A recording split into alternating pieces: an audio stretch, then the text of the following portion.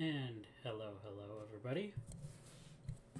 I know it's been a couple of weeks, but we are back after a little bit of a hiatus where it's going to be about the new thing that I'm going at. I'm back playing Magic the Gathering after a very long time away, and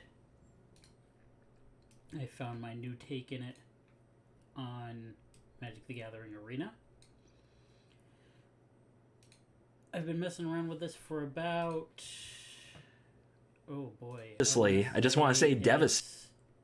It's been a couple of weeks now, and I've enjoyed it. It's a fun way to get back into the game, get myself reacquainted with some of the new rules and whatnot. Interesting little subgenres going on. But as it stands, what we're going to be running with is what Covert Go Blue ran. It's an Azorius controlled deck that he posted on his YouTube channel not too long ago using Lear. This is a take on it that I'm going to try best of one, try to get my first Mythic ever. But it is a take on the deck where, first off, I always play 61 cards in my deck. It's just a thing I've always done since I started playing originally back in Ice Age when that was first run out. But I made a couple of adaptations to it. The biggest thing that I did was I swapped out 2 of the Memory Deluges for Behold the Multiverse. I did that more because I liked the ability to go into a foretell mode early on in the game. It gives me a little more, I guess, early flexibility rather than having to wait to hit that 4 mana. The other thing that I did was I grabbed Devastating Masteries instead of Doomskars, and not Devastating Masteries, Vanquish the Horde, sorry, instead of the Doomskars, and I'll tell you why. Despite its ridiculous mana cost, much like Doomskar, this is either a all or nothing card. It is either absolutely what you need it to be, or it is a dead card. In a situation where you need board wiping against the creature decks that are preeminent in mono white and mono green, or even the Gruul decks that pop up, this card will rarely cost you more than 4 mana. I haven't paid more than 4 mana for this, with rare exceptions, since I started trying this deck. It's an even better boon when you're cycling it through using Lear, because if Lear is in your graveyard, or the card is in your graveyard and you're using Lear, that extra space in your mana pool goes a long way. It's very helpful to have to only pay 2 or 3 mana and being able to bounce Lear with one of the Fading Hopes or a Divide by Zero. You're saving yourself 3 mana that could be an extra counter spell or something else that you might want to use. So, like I said, it goes a long way to helping out with the grand scheme of things. I found it interesting enough to keep tooling around with it. The only other thing that I really am considering changing about this deck is, in difference to Covert Go Blue's version of the deck, is as great as Hall of the Storm Giants is, and as much as I love the card, I almost want to put in Cave of the Frost Dragon. The only reason being is the flying. That's it. Yes, it doesn't have the built-in spell evasion with the ward. I get that. It's a weaker card as far as a creature is concerned. I get that.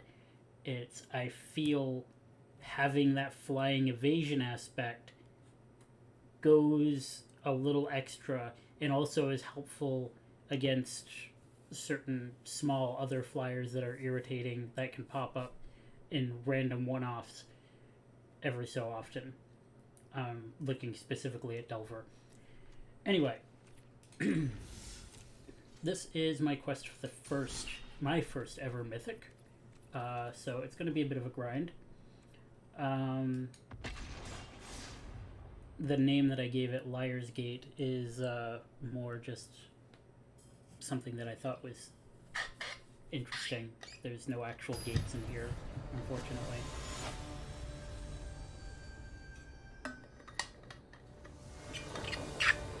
Also, I hope you like my new little avatar in the bottom right hand corner. I drew it myself. Commissions are always open, so if you see something that you like, either on here or on my Twitter page or my Behance page, let me know. I do have commission rates. Oh, red. So it's either going to be mono red or dual, or is it? Oh boy, I can only guess what this is going to be. The most commonly played deck currently in existence. Hooray!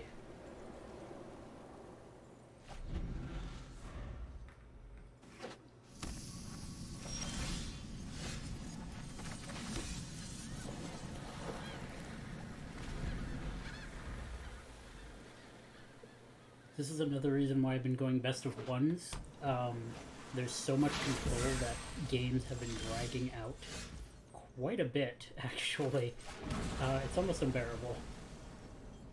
I've had 2 games at the very least with this deck that have run to people decking themselves. Not even from milling aspects or anything, it's just from we ran out of cards to draw.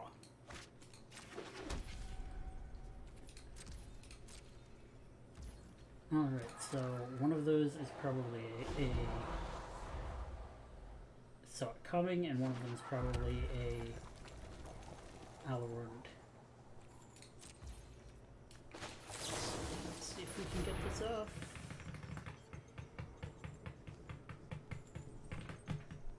Ooh. Okay then. Yoink.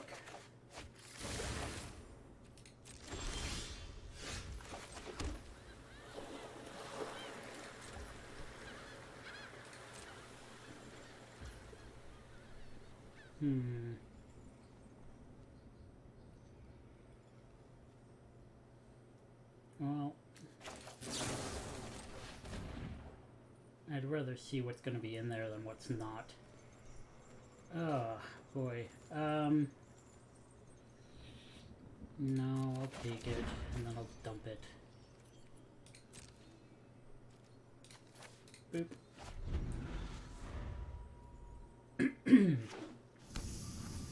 I hope everyone's doing okay today. As I've usually put out there in the beginning, this is a fairly open chat. So if there's anything you want to talk about, be sure to just say something. Let me know you're here. Keep me awake. These games get kind of boring. But I will try to answer any questions within reason. Oh! Yeah, I want to mess with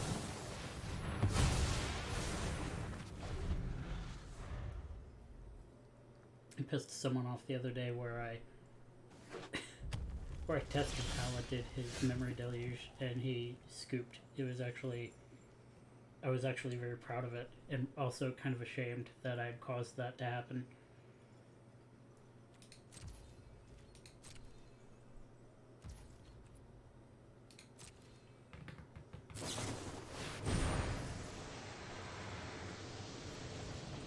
Should I?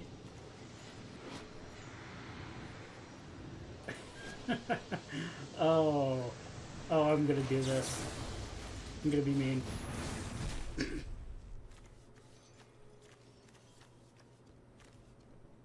Yeah. I felt that was the right play. Wow, that's a lot of foretelling going on over there. I'm a little concerned.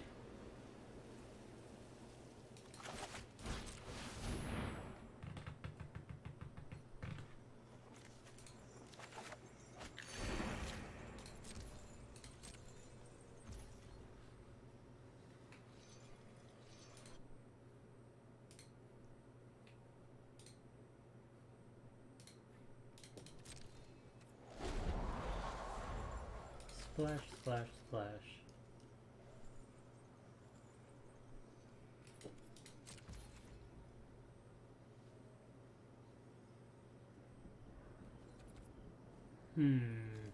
Well, not much I can do about that. Ah, there she is. He is. They is. There they is. Okay. Now the question becomes, do I want to put Lear down? I know for a fact that somewhere up there, there's probably an Allrund. There's also probably a Sot coming. I have effectively 2 counter spells at hand. So the best I can hope for is they drop their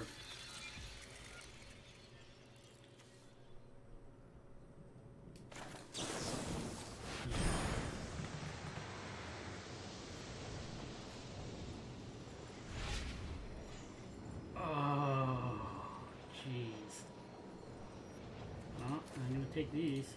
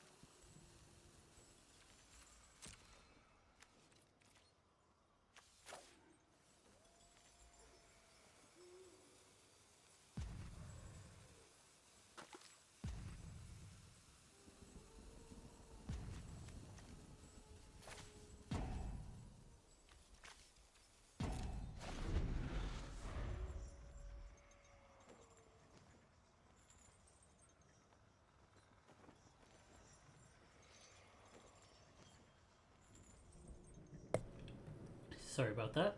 Had to clear my throat. And here it comes. Alright, so 1, 2, 3, 4, 5, 6, 7, 8. So he has the potential for casting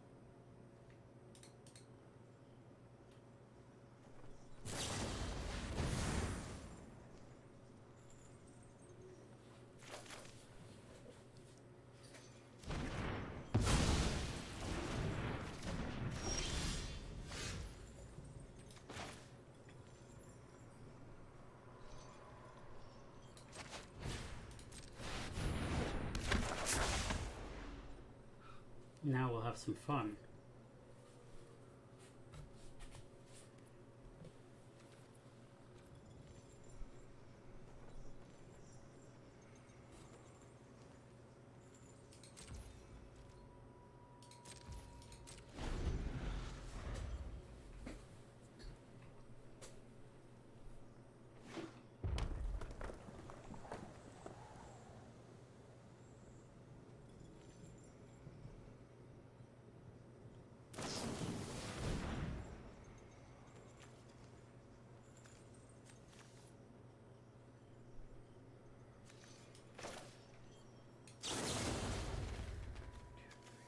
5, 6, 7, 8, 9.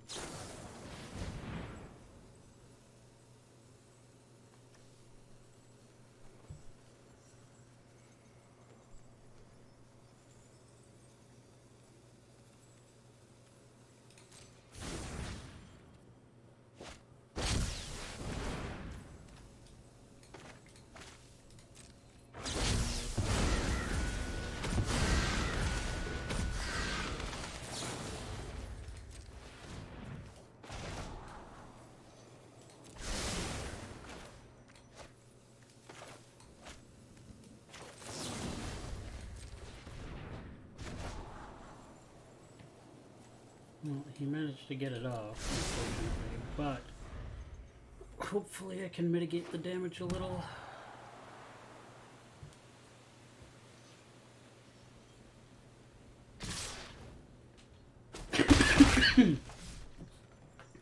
I do honestly feel as though that this deck, as an archetype, is a little too broken.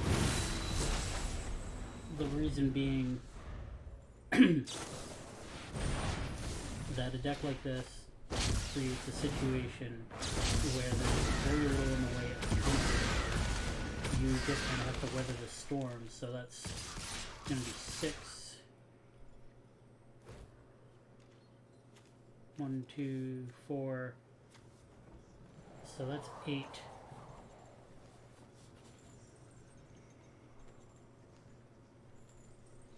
And he's going to have me because I couldn't block him.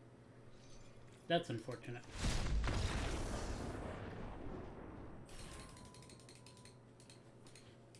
So here's the issue.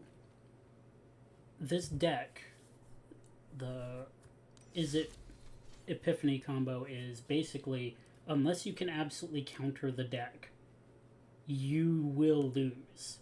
There's no question about it. It's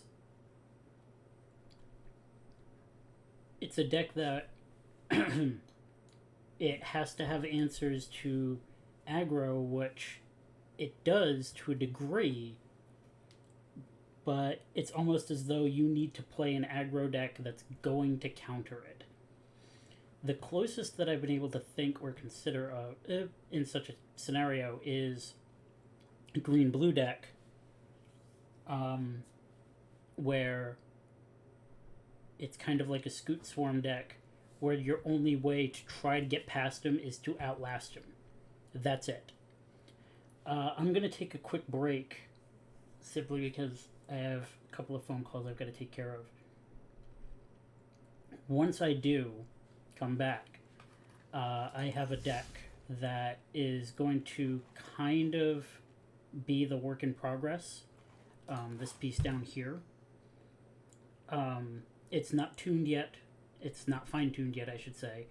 And it does not use the Chariot, the Cadillac.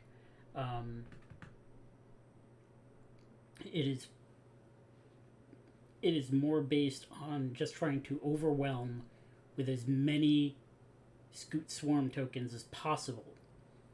Because the other thing is, the Alrund's Epiphany deck, while they're commonly